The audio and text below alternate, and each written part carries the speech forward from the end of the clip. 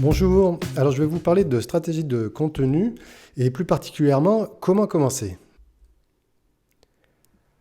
Alors d'abord, quand on parle de stratégie de contenu, qu'est-ce que c'est exactement? Il y a pas mal de définitions différentes, donc le marketing de contenu, le content marketing en anglais, ce qui est en fait juste la traduction, c'est la même chose, et puis également l'inbound marketing, qui là est une variante, hein. Pour ceux qui connaissent, évidemment, c'est pas tout à fait la même chose, mais en une phrase simplement, je vous dirais que c'est simplement de faire venir à vous les clients au lieu que ce soit vous qui alliez à eux, comme dans la publicité traditionnelle. Alors, ce que ça n'est pas, eh bien tout simplement, ce n'est pas une baguette magique. Il va falloir quand même de l'énergie et un peu de sueur pour mettre en place tout ça. C'est pas le plus simple à mettre en place, d'où l'idée de cette vidéo également.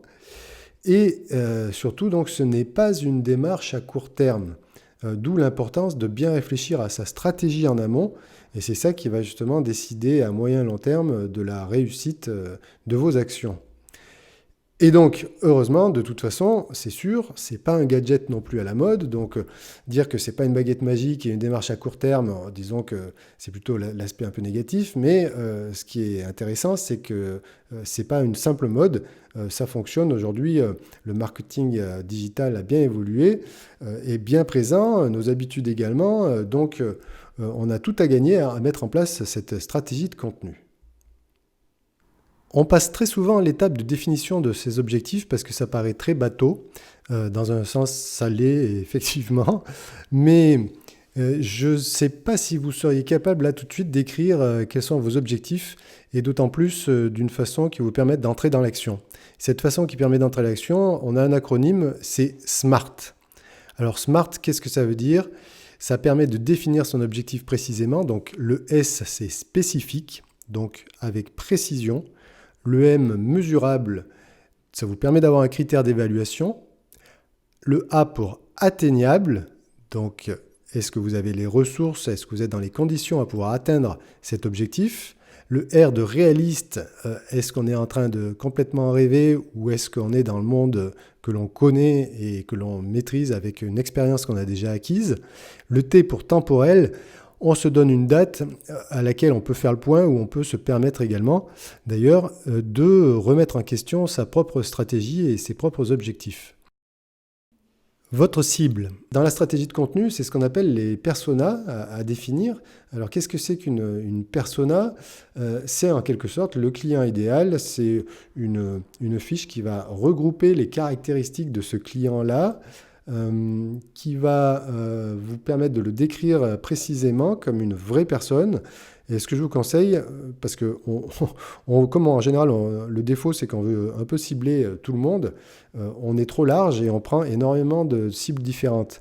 Donc commencez de toute façon au début par avoir au maximum 3 personas, sinon vous allez vous perdre dans votre communication.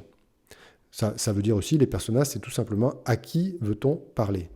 Et donc dans le domaine de l'entreprise, évidemment, il faut que ce soit des profils rentables pour vous, donc il y a des personnes qui vont être intéressées par votre proposition de valeur. Le plus important dans tout ça, c'est que si on fait ce travail, c'est justement pas pour le mettre dans un coin, mais on le garde sous les yeux comme référence. C'est à partager avec toute l'équipe pour que chacun, régulièrement, quand il y a des actions de communication à faire, on se réfère à cet outil et qu'il serve réellement. Alors maintenant, comme je vous disais, le plus difficile des fois, c'est de faire le premier pas. Du coup, vous pouvez commencer tout de suite à écrire vos objectifs SMART, comme on l'a vu. Vous pouvez télécharger, il y aura un lien sous la vidéo, un modèle de personnage justement pour déjà vous donner un cadre et commencer à le remplir, ce qui vous permettra d'engager tout de suite des actions et de ne pas procrastiner comme on peut avoir tendance à le faire parfois. Que font les concurrents?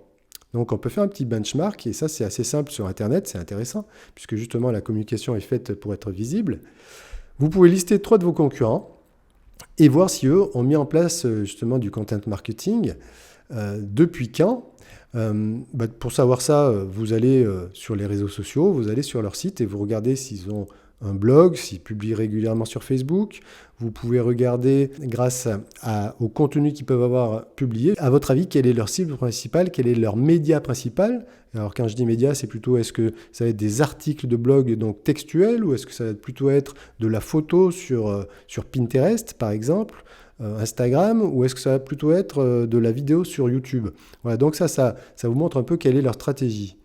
Et la bonne nouvelle dans tout ça, c'est que vous pouvez faire mieux qu'eux, tout simplement parce que vous n'êtes pas eux et que vous allez avoir votre manière à vous de le faire. Il ne faut pas être complexé parce que je vois beaucoup de mes clients qui se disent oui mais qu'est-ce que je vais pouvoir dire et puis je ne suis pas forcément un studio hollywoodien, mais souvent quand on regarde des concurrents on se rend compte que c'est la même chose pour eux.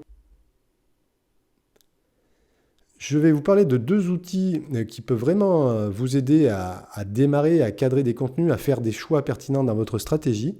Donc c'est Ubersuggest. Souvent on pense Ubersuggest, c'est un outil SEO, donc de référencement pour améliorer les positions d'un site dans les résultats naturels. Mais en fait, c'est un petit peu un outil qui est gratuit, c'est ça qui est d'autant plus intéressant, mais c'est un outil qui peut en quelque sorte vous permettre de faire une étude de marché en tapant des mots-clés, en voyant ce que les gens tapent le plus et le potentiel de certains mots. Voilà, donc il y aura le lien aussi sous la vidéo, vous pourrez jeter un coup d'œil, vous pouvez le tester gratuitement. Après, il y a des offres payantes, mais déjà gratuitement, on peut faire plein de choses avec. Et également, deuxième outil, alors que j'utilise beaucoup justement, alors là, c'est un peu plus professionnel, c'est payant, c'est SEMrush. Vous pouvez utiliser la recherche de sujets avec, vous voyez, certaines justement recherches que j'ai pu faire récemment et qui sont soit pour mes clients, soit pour moi-même, comme la communication digitale justement, l'audit de site ou comment vendre sa maison ou de la météorologie urbaine, des choses très pointues ou au contraire très larges. Et vous verrez qu'en fait, en faisant ces recherches, eh ben, vous vous rendrez compte s'il y a du potentiel ou si c'est des sujets qui n'intéressent personne. Parce que toute l'idée, c'est de valider les hypothèses que vous faites en amont, bien sûr. Voilà, c'était en quelques minutes, quelques pistes pour vous aider à démarrer une stratégie de contenu. Si le sujet vous intéresse, vous pouvez vous abonner à ma chaîne YouTube. Et donc, je vous dis à très bientôt.